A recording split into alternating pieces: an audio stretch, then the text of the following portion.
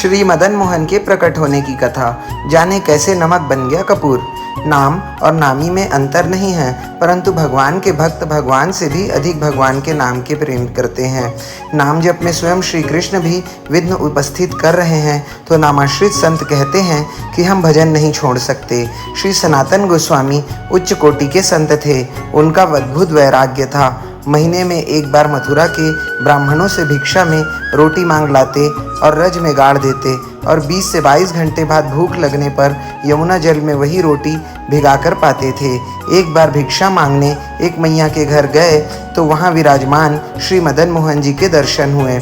ऐसे भाव विफल हुए कि रोने लगे। मैया भी उच्च कोटि की भक्ता थी और ठाकुर जी उस मैया के साथ अनेक लीलाएं करते थे। जब जब श्री सनातन गोस्वामी उनका मन दर्शन के लिए व्याकुल होता तो उसी मैया के घर जाकर दर्शन करते रहते।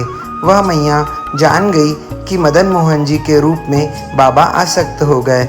मैया बोली, बाबा काले से दिल मत लगाना, इसके उत्पात से मेरे नाक में दम हो गया है। ये बड़ा उद्यमी छोरा है, कभी धूल मिट्टी में खेलता है, कभी कपड़े फाल कर लाता है। मेरा सारा कुनबा संसार तो इसने छीन लिया, मैं अकेली बची हूँ। अब दूसरा कुछ हो नहीं पाता, केवल इसी के पीछे समय बीत जाता है। इससे दिल मत लगाओ बाबा।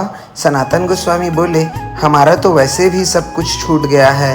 एक लंगोटी के बाबा जी हैं और इन्हीं से प्रेम करने के लिए तो ब्रज में रहते हैं। मैया बोली, तो बाबा यदि ऐसी बात है तो ले जाओ इस चंचल छोरे को अपने संग। ठाकुर जी को संग लाए और आदित्य टीला पर विराजमान करा दिया। श्री मदन मोहन जी के लिए कुछ आटा मांग लाते और टिक्की बनाकर हाथों से उनको पवाते। एक दिन भगवान बोले, बाबा आपके हृदय में भाव बहुत है और उस भाव के कारण टिक्की में बहुत स्वाद आता है, पर थोड़ा सा राम रस अर्थात नमक भी डाल दो तो स्वाद अधिक बढ़ेगा। अब सनातन गोस्वामी भिक्षा में नमक भी मांग कर लाने लगे। कुछ दिन बाद भगवान बोले कि बाबा टिक्की में स्वाद तो बहुत अच्छा है, परंतु बड़ा सूखा है, इसमें घी पड़ जाए तो सट से गले के नीचे उतर जाएगा।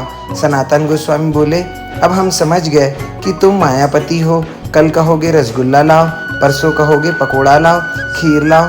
हम तो भजन करने के लिए बाबा जी बने हैं। तुम्हारे बढ़िया बढ़िया भोग के चक्कर में हमारा भजन छूट जाएगा।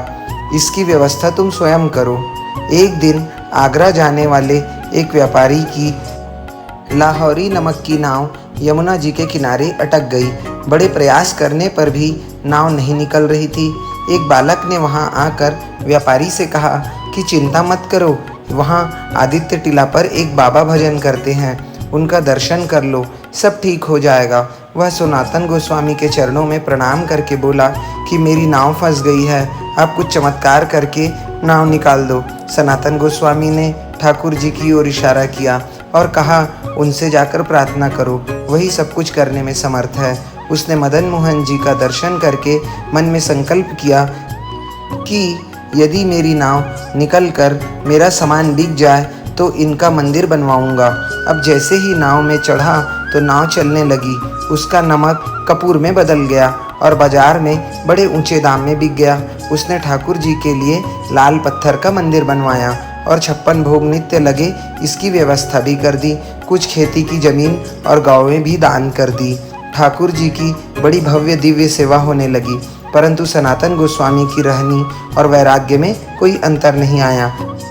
वे पहली की भांति ही भिक्षा मांग लाते और एक लंगोटी में भजन करते। हरे कृष्ण।